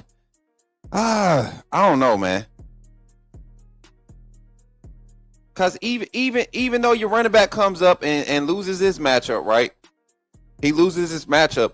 Look at all that green out to your right. Look at all this green out to the right, chat. There's so much time. Look at how many wasted steps you're taking. You have Quavers you can work with there. Horton sitting in the middle of the field. You use that space. You get him a chance to work with you. All right, let's go. I'm sorry. I'm gonna keep doing that, y'all, until I find it. I thought I had the pick six. I'm gonna find it. We had an hour and 38. This is a good way to close out. Phone line still open too, chat. Phone line still open. Oh, here you go. I do got the pick six. I do got the pick six. Why y'all let me find the pick six? Let's break it down, chat.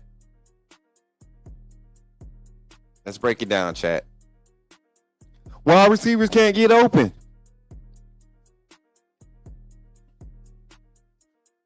Look at the bottom of the screen, chat.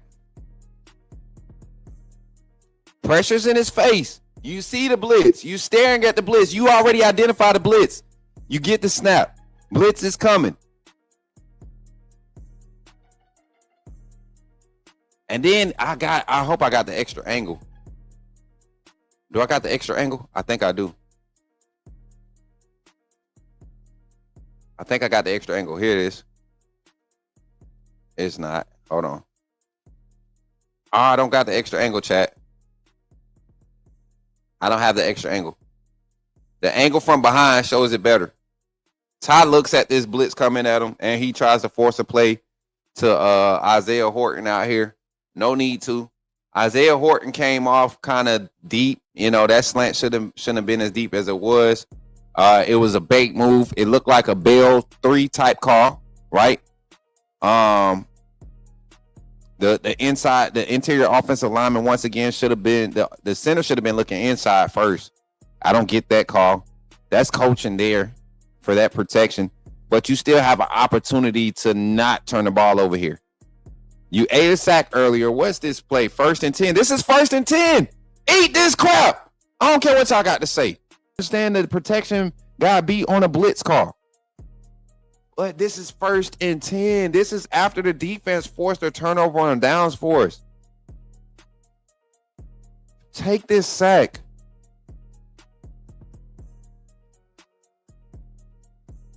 Second and 16. 2nd and 17. Come on, man. Pass interference where? Pass interference where, chat? Because he went for the ball on the overthrown pass? Don't do that. That's not pass interference. Let me get out your way so you can see. That's not pass interference. That's an overthrown pass. He went for the ball.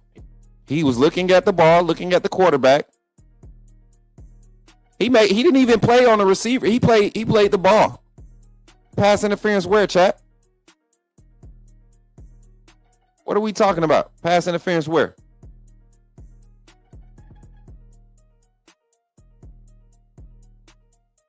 That's not pass interference. He's going for the ball. That's not a PI. He's going for the ball. He didn't wrap the receiver up. He went for the ball. He didn't impede his motion. Horton made the wrong angle. Stop making excuses for this, man. Bad read. It's the wrong read regardless. He comes off the ball. Free release. 1, 2. He's crossing. He's breaking at 5 yards. You can create contact under 5 yards. Ball is in the air. DB is looking at the ball. What do we tell our? Let me get on the screen so I can make sure y'all can see what I'm saying. What do we tell our DBs to do when they're playing the ball downfield? When they're playing ball downfield, turn around and find the ball. This DB finds the ball and attacks the ball in the air. That is not a PI. Look. His contact on the receiver is because he's going for the ball. He has free will to the ball just like the receiver when it's in the air. That's not a PI. They bump in the air going for the ball. It's an overthrown pass. It looks close on this recording, but if you were there live, that ball was like 4 feet over 3 feet over freaking Horton's head. He's 6'4". You overthrow him high and in front of him. If Horton got cleaned on that play, if the DB comes down and cleans him, like takes him out, that's a PI. But he went for the ball. That's not a PI. Great play by the defense. Bad read by a quarterback. It wasn't because he had pressure in his face. You eat that. You don't even throw that. Off your back foot. That's why look at what happened. He got his pressure in his face. Why are you throwing that off your back foot? That's not a check down.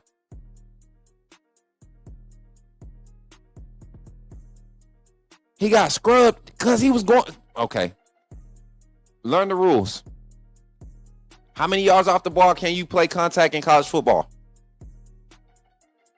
How many yards? How many yards you get? Go learn the game. Shout out to Johnny Timmer and Rico Mitchell over there on Facebook for the reactions.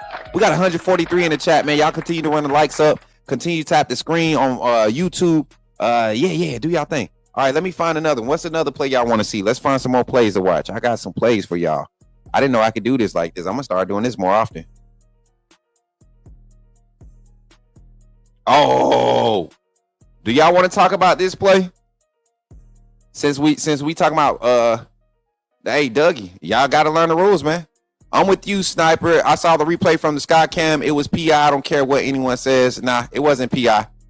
You got free access to the ball. You got just as much chance to the ball, 50-50 ball as the receiver.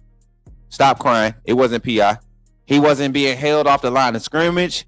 They weren't fighting, hand fighting. They both went for the ball. You can't put your ass in receiver's hip, and you can admit you've seen a lot less be called. Yeah, we've seen a lot less be called. That's why I'm saying, why would y'all want that call in that situation? I've seen a lot worse not get called. So why are y'all crying for that call on the bad read? When the quarterback makes a bad decision, that's when y'all really want to cry for that PI. It wasn't a good play. It wasn't a good read. Why are we evading that fact? As a matter of fact, let me give you the PI. Let me give you the PI. Was that the right read to make? Was Horton even open? That's the real question. That's the real question. Douglas, I don't think I got the clip. Can you find the clip? I think it's on this play right here. Let me see. It might be this play right here. When he forced it, it was now this was a pass interference. This is a play where I say this is the pass interference, right? But it was still the wrong read. You had an open read. Let's roll it. Roll film.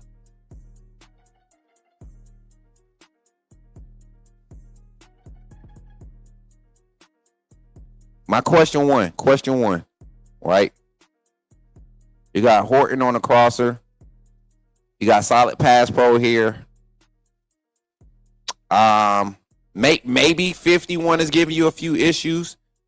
But look at your left side with Caden Proctor handling his one-on-one. Cam Dewberry, once again, not having anybody block. Nobody's in front of him.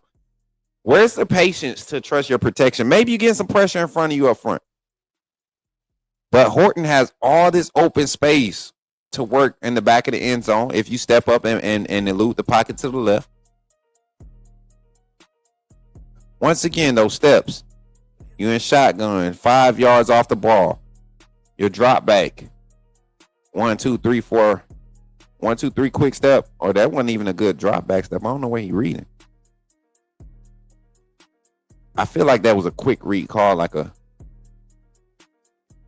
but y'all look at him, staring it down. Even pre-snap, you bring the motion over there. They showing bracket man. You had your outside release guy go with him. He's going through. He's not passing it off. They bracketing these guys. Nice little bracket coverage. Definitely pass interference. But it still was the wrong read, chat. You gotta make opportunities. You're a dual threat quarterback for a reason. Once again, Daniel Hill, man, you got to be better in pass pro. Look at him. He's letting this guy move him with one arm, y'all. And he's helping the offensive lineman. He's helping Carroll. Carroll's doing his part. Get on the inside of that shoulder. He jammed to help the guard. He's doing his part, getting back stable. Got to have a better read right there. Got to trust your protection. Step up. These two defenders out here in no man's land, they just bracketing, trying to make sure you throw a high pass, anything over them. They gave you the left side. But that's a testament also to Brett Venables disguising his coverages, being able to roll coverages smooth and those guys playing together. Yep, a couple of them, man. It was the same move. Wait, what's Sniper saying now? Slanting to the cut and hip checking the receiver both times. One was timed right, one was wrong. He has the same rights to the ball when it's in the air. He played the ball. He did not look at the receiver. He played the ball. It wasn't hard when it was the wrong read. They baited him into the throw, and he took the throw. Y'all make excuses for him all you want, though. The film don't lie. Just because there's contact on a pass doesn't mean that it's pass interference. The receiver can initiate contact too. And if he's more focused on initiating contact than attacking the ball, you're going to see the ref favor in favor of the defender. That play, Horton didn't even go for the ball. Ty Simpson made a bad decision. That's all I got to say about that. Since we got nobody else calling in, that's the phone line, man. We had an hour and 50 minutes on the show. I appreciate y'all for running the chat up today, man. Y'all did crazy. Y'all did some crazy numbers today. Run the chat up. Give it up for yourselves. AAA family. I got to fix this screen over here. Stop sharing. Let's get out of this screen. Yeah, I got a new way to share film now. We got a new way to share the film. That's going to be a vibe. Shout out to the 48 in the chat, man. Wait, that's 48 in the chat for real. And we only got 26 likes. What's up, man? Appreciate the 25 likes on the stream. But we need to run them likes up. We got 48 in the chat. 48 in the chat. Let's get them likes up. Although there is no 5-yard rule in college football, the defender cannot contact the receiver when the ball is in the air. They can get physical with them if the ball hasn't been thrown. That's the rule. So the fact that he didn't have contact with him with the ball when the ball was in the air makes it even worse for y'all that's saying it's a PI. He didn't have contact with him while the ball was in the air. Going off your ruling while the ball is in the air, when the ball is in the air, he can't make contact. His contact came at the same time that the ball was getting there, making a play on the ball. Let's look at the clip one more time. I want y'all to be the judge of this. Who really initiated contact on this play? Who initiated the contact? It's fair to say that Isaiah Horton initiated the contact. If we want to be honest. If I'm gonna stop being where look, if y'all stop wearing y'all Bama goggles like y'all tell me when I don't be trying to hear none of that BS y'all talking. All that complaining y'all be doing. Here we go. Is it back up? Yeah, we back up. Full screen in here. Boom. Here go to play again. I just want y'all to be the judge of it. Unbiased judge. And I'm gonna zoom in for y'all so y'all can see it. That's Horton. That's the DB. And that's the safety that gets the pick. All right. Just be honest.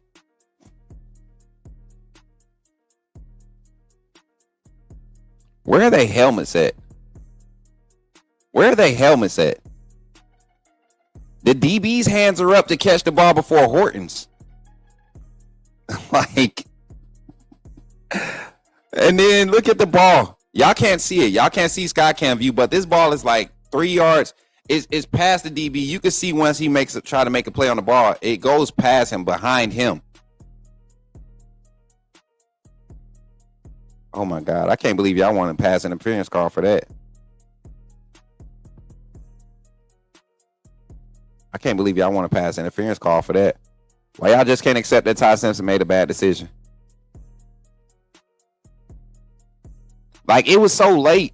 And then the fact that the pass was late, chat, makes it even worse. It was late. Look how the DB has to slow down because he jumped the route so good. He's slowing up. I don't know, man. Y'all keep making excuses for him though. Bad read, bad play. I mostly agree with your Tanya coach. It's just Formby Verdance. What? Verdance, I disagree with what? I don't get it, man. Anyway, thank you for proving my point. The defender is touching him. Okay, Ray. I'm glad they didn't give it to us because it was a bad read by the quarterback first. Bad read by the quarterback. Why is he even throwing that? Bad read by the quarterback. And it's not a penalty if he's going for the ball. He was not touching the quarterback. He was not touching the receiver while the ball was in the air. He made a play at the ball. So, yeah, y'all keep complaining about it. Game over. Ty Simpson need to make a better decision next time. That's how we're going to end that conversation. But we're going to break down film tonight. Maybe y'all could come through and learn some more, too, tonight, about rules and everything. We'll talk about it because there was an opportunity for Alabama to make other plays offensively. And we're going to get into the defensive improvements that we've been seeing. Quay Russaw coming back next week is going to be huge. We saw the defensive back rotation really play a huge game. They were a big factor in why the defense was so successful. 23 points given up by this team. Average start position for Oklahoma was, I think, at their 37 or 38, so almost like positive starting field position for most of their drives. And the defense only gave up a total of 200 total, a little bit over 200 total yards. Defense played great. Special teams got to play better. Offense got to play better. But with that being said, y'all, we're going to get out of here. We're going to open the show up later on. I got some gaming content to do, got some edits. And yeah, when the ball was in the air, meanwhile, the ball is 8 yards away, freezes. Are you not looking at the count the yardage? Count the yardage. The ball, the contact is made at 6 yards, so you can roughly say is 5-6 yards off the field. What are you talking about? The ball is overthrown. It's a bad read. It's overthrown.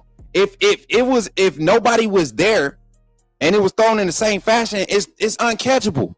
So that's what makes it not a pass interference. He playing the ball. Horton didn't touch the ball. He didn't make a play on the ball. The DB did. Y'all just, you want to cry. You want to make excuses for Ty when he was the issue that whole game. Great game by the defense. Need my offense to be more consistent. Say what you want. Feel how you want to feel. Looking for me played a good game too. Square Biz and everybody else out there, especially on Twitter. Everybody on Twitter calling for Formy break. Show me the play where he caused us to lose. Show me the play where his performance caused us to get behind the line of scrimmage, behind the sticks. Nobody talking about Caden Proctor giving up a sack, all right, or giving up a hurry. Nobody talking about like Parker Brailsford got beat inside. He checked to the wrong spot. Nobody talking about that. It was uncatchable when you throw it 3 yards in front of him, 6 feet over his head. It's a bad pass. Anyway, appreciate everybody for tapping in, man. We got a collab we're going to be doing later on this week too, Thursday. Going to be bringing some film room, and a lot of my thoughts this morning came after I had this conversation. And when a offensive lineman who's played at the University of Alabama, played in multiple seasons at the University of Alabama in multiple different spots, is telling me that, looking for me isn't the problem, and that we're seeing same thing that Brooks Austin said. You're seeing great first phase execution in the run game. You're just not seeing them finish. That's something that could be built on as your running back continues to take advantage. If the running backs see the holes a lot better or they attack the holes, we saw Daniel Hill kind of stutter on the opportunity on, I think it was 3rd and 2. He kind of was stutter stepping. You're going to be more assertive on that. It's a different style of running that we're seeing from our running backs. We got to have physicality in the run game. You got to be able to put your body on the line. And if Jam Miller is still hurt to where he can't put his body on the line or be a physical force, he went on this offseason and put on a little bit more mass. You got to be a little bit more physical, a little bit more assertive. The breakaway speed was never there, but he's always had the ability to create with the ball in his hands. We need Jam Miller to return back to true form. We need to give Kevin Riley some more opportunities. I know everybody's calling for AK Deer, but why throw AK Deer out there and we're still trying to develop something? Yeah, give him a spark, but immediate game plan action. I gotta see him get built up to it. Eastern Illinois is an opportunity to see that. So maybe we see a transition in the run game and how it's executed after this week. But yeah, man, what's the number? I'm finna get on top. Now the phone line open. The phone line is not open no more, man. I'm sorry. We're getting to the end of the show, my guy. But tap in tonight. It's gonna be open tonight. Phone line is open. Formy did fine. Running backs should just be replaced with a tight end. Maybe they can at least block. I will say this: Daniel Hill hasn't. I don't know why they're giving him more opportunities in pass pro. I know Jam Miller has lost a few one-on-one matchups against. You're talking about against. I think that was South Carolina. That was against a first-round draft pick at linebacker, and even and then he stoned him. He took the hit and got blew up in the tie. Like that's about all you could do at the running back position when you got 245, 250-pound linebackers coming full speed ahead you, free release when you're sliding protections. So we're seeing our running backs understand it better. Execution got to be a lot better. Defensively, though, y'all, hats off to the defense. Kane Womack knew what he was getting, and the defense showed up. But offensively, got to get our running back and our quarterback more consistent. Wide receivers, not no crazy drops. I honestly think they made a lot of plays that helped out Ty Simpson. That pass to Ryan Williams definitely should have been picked off. The safety baited him. And it honestly, to be truthful, the same concept was thrown to when they had to pick six. That same look or the same concept was being applied on that side. They just, because of the alignment, they compressed it a little bit. So Ty's got to see things post snap a lot better. All right, they got to see things post snap, and I still think I've always said this. I always thought Ty Simpson was a better quarterback than Jalen Milroe. But the better athlete, the better player on the field was always Jalen Milroe. It was always Jalen Milroe. Everybody talk about how Milroe performed in this game last year. There was a lot of times where I just wish Ty would have took off like Milroe did a few times last year.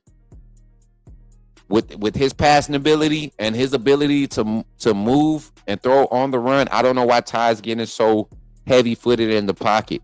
The offensive line, 3 seconds is more than enough time. And if your wide receivers are not uncovering, throw them open. You have opportunities to throw your receivers open this season. We haven't seen it on a consistent basis. So we got to see this tide turn going into this Eastern Illinois matchup, and then also going into this Auburn matchup to end the season. So did 350 yards get the win? Tell them. All right, y'all. We're going to get out of here. I appreciate y'all for tapping in. Shout out to our sponsors. Again, we'll be making a huge announcement this week. Hopefully Wednesday. We'll be making it. Well, not hopefully Wednesday we'll be making an announcement, but Wednesday we'll be making an announcement. We might be able to make one part of the announcement tonight on the call-in show. But with that being said, man, remember, tap in. 8 p.m. Central Standard Time. We'll be live here on the Coach Smook call-in show, college football talk. All night, and I can't wait to hear y'all gripes and complaints. All right, I can't wait. Coach, I like the play-by-play analyst. Yeah, we're gonna break that down some more. Because I know y'all want to have these conversations. And everybody on Twitter, all you weirdos on Twitter, keep calling me out, talking about race baiting. Go look at my tweet. As a matter of fact, let's do that before we get out of here. We done already went over 2 hours. Let me go look at my Twitter timeline. I gotta expose some of y'all trolls. Y'all people that want my attention so bad but don't watch my content. That's so funny to me, chat. So many people claim they don't watch my stuff or pay attention to my content, right? And but you look at my tweet. I tweeted the other day, and boy, y'all went crazy. Xavier Correll got that 5-star. Yes, sir. Let's go. Shout out to Xavier Correll. Told y'all I was gonna had that 5-star status before he got signed at Bama. All right, check this out. Let me see.